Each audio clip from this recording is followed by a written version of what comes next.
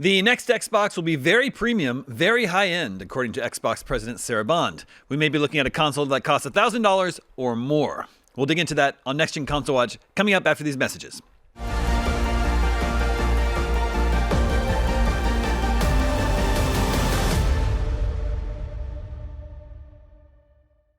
Welcome back to Next Gen Console Watch, our show discussing all the latest gaming hardware. I'm Daemon Hatfield, and as always, I'm joined by Ryan McCaffrey, host of Podcast Unlocked, and Max Scoville, host of Podcast Beyond. And Microsoft is dropping little hints about its next-gen Xbox, suggesting it will be ultra-premium hardware.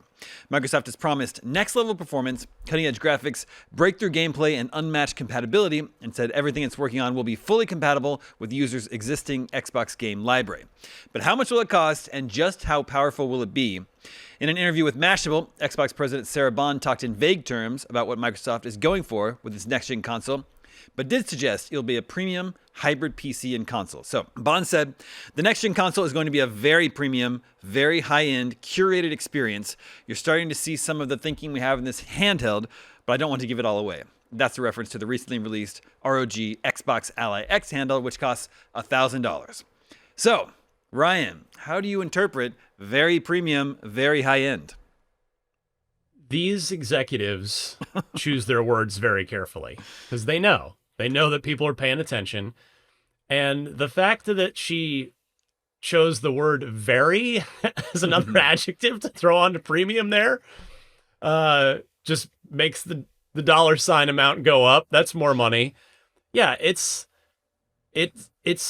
does gel with kind of what's been rumored, what's been going around for a while, that this thing, the next Xbox console, will in fact be more of a hybrid PC/console where you might be able to connect to multiple storefronts. We are seeing exactly that right now in the ROG Xbox Ally, like she referenced and as you just mentioned, Daemon. So I think they're showing us exactly what they're doing. And next step is to take it to a set-top box. And if the Ally X is $1,000, granted, yes, it's a smaller form factor, so there's costs associated with that. But you can bet a set-top box. I mean, I would conservatively put the floor for this thing at $1,200, if in fact we're correct, and that Microsoft is making a hybrid console PC. Which, Daemon, I'm sure we'll get into. It kind of begs a lot of other questions. Mm-hmm. So how do you feel about that? Because if this is the route they're going, it really would sort of differentiate themselves from PlayStation and Nintendo, obviously. And I don't know. I don't feel that mad about it. Because it's like, if they're going to create, a nice PC, close to a high-end PC, that's just an easy-to-use Xbox experience at your TV. I mean, that's what the price would cost. I don't know. I don't feel that worked up about it. How about you? I feel the same way. Honestly, it's like, look, they've acknowledged. I mean, Phil Spencer has acknowledged that they have acknowledged that they've lost the console war. Like, it's over. Right. And the numbers have unfortunately continue to get worse for them this generation. So, but what we also know to be true, even separate from Microsoft's own mistakes that have led them to being in last place in the so-called console war, is that consoles are not growing. PC gaming is growing. And so to me, this hint that she's given here suggests that they are not even going to attempt to compete with Sony or Nintendo with their next generation hardware. And instead, as you noted, Daemon, they are going for a sort of set-top PC, almost what Steam machines tried to do years ago, which will probably run, again, a more evolved version of the software that's on the ROG Xbox Ally X now. There's an Xbox layer, but then you can connect to other storefronts, and they are going after the growing PC market. So it'll be a very, very expensive console, but maybe a very, very affordable, relatively potent, powerful gaming PC. And I think that could be wise. Now, you can trace this all the way back and say, well, they would never even be in this position if they hadn't made all the mistakes in the last two generations. Maybe they'd still be going toe-to-toe with Sony, and they'd have a stronger place in the console market. totally get that. We can have that discussion, but they are where they are because of the choices they've made. And given where they are, this actually could be the best path forward for them. And it could be I don't know if it's the best path forward for the industry in the sense of, will Sony have any real competition at all, kind of in the traditional console space? Now, this next Xbox, even if it is a hybrid PC/console, it's still going to run most of the same games that the PlayStation 6 will. But yeah, it's a bold strategy, Cotton. We'll see if it pays off for them. Yeah. I mean, it's not.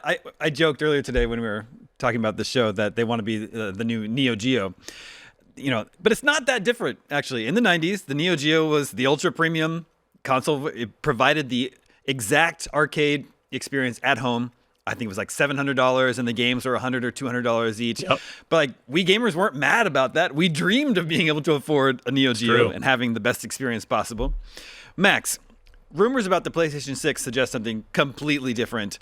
That it would come in 3 models: a base PS6, a PS6S that would be a little less powerful but also less expensive, and then also a dockable handheld version that would be somewhere in between and compete directly with Nintendo Switch 2.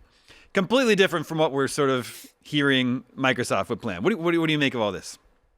I think they've always been playing slightly different games. I mean, it's funny because the Xbox began as a direct Xbox. It was a way of streamlining with the Windows gaming experience on a console, and it seems almost like they're sort of moving back that direction. Sony hasn't really altered course that much, aside from allowing some of their games to be playable on PC, which presumably, if this rumored premium Xbox thing is open to multiple storefronts, you could conceivably get Steam games on there, so you'd be playing Ghost of Tsushima or whatever on a Xbox product, which we're already seeing with the ROG Ally.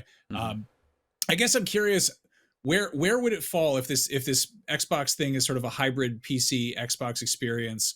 How much of a PC will it be? How much of an Xbox will it be? How is it going to kind of connect those dots? Because the second it becomes just unabashedly a PC, I don't think it's competing with Sony at all, because Sony makes this streamlined consumer facing sort of walled garden. Like you don't have to worry about drivers and system updates and turning off widgets in your taskbar or whatever, which is, I know some stuff that some people checking out the Ally X for the first time were like, this doesn't really feel like Xbox. This feels kind of like Windows 11, because it is. Yeah.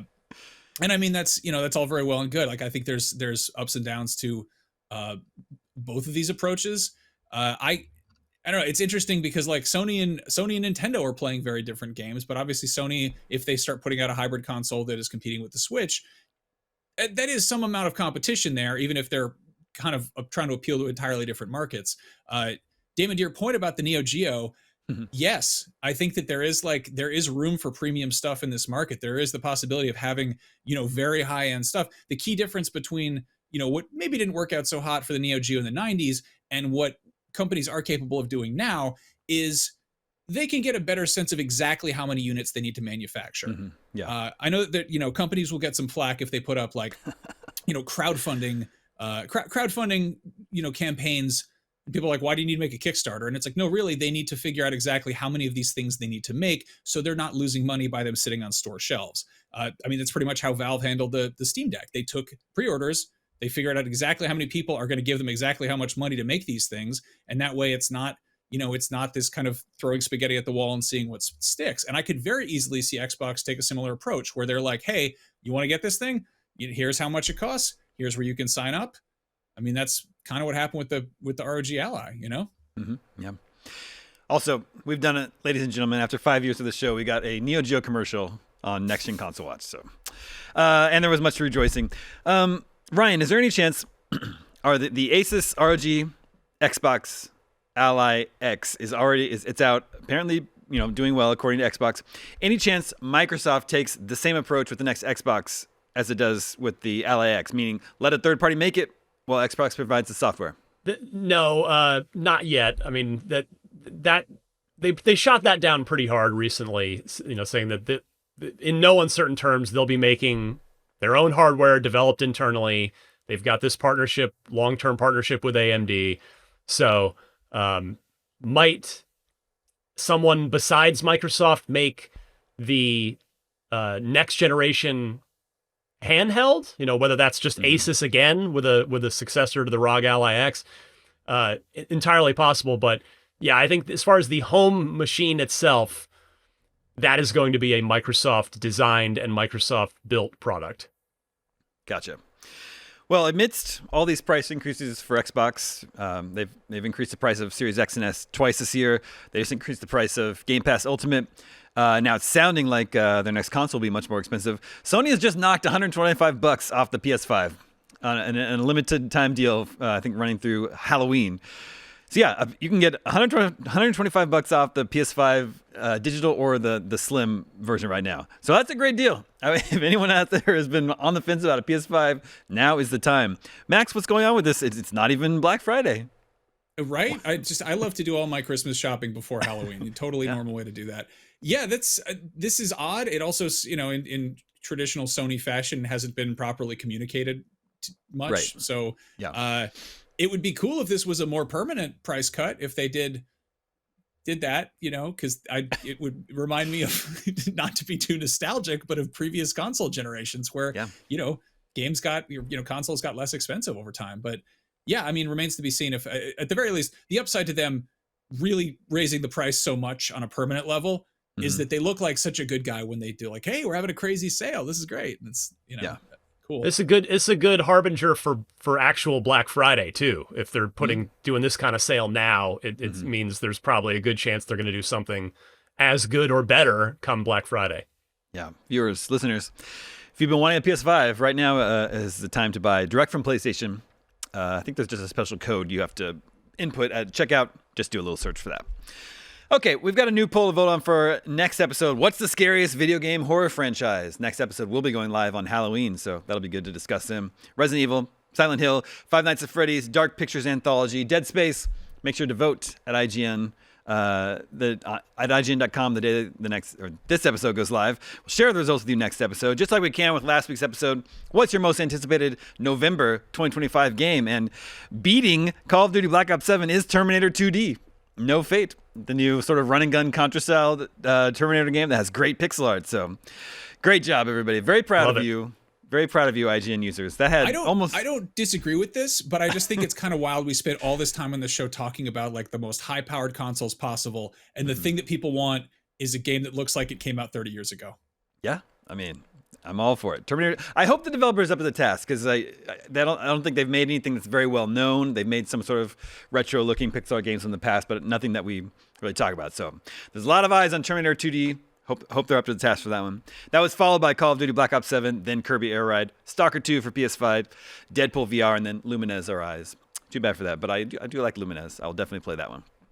Okay, if you're looking for something to play right now that helps support a great cause, head over to Humble. Live now through November 4th. Grab 8 incredible games for just $14.99, including Atomic Heart, V Rising, System Shock, Story of Seasons, Pioneers of Olive Town, Cryptmaster, Pharaoh: A New Era, Hotel Renovator, and Caravan Sandwich.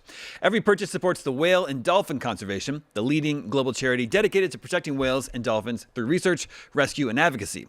By joining in, you're not just building your library, you're helping create a world where every whale and dolphin is safe and free. And that's our show. Thank you to both Max and Ryan for joining me today. Thank you to everyone working behind the scenes to make this episode possible. My name is Daemon. We'll be back next week with more on the latest in gaming hardware. We'll see you then.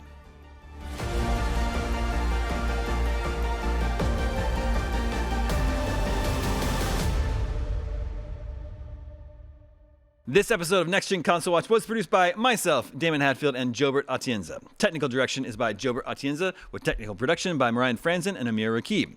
Audio engineering is handled by Amir Rakib. Post-production editing is by Jobert Atienza, and graphic design is by Justin Vachon. Next Gen Console Watch is an IGN production and part of the Geek Media Network.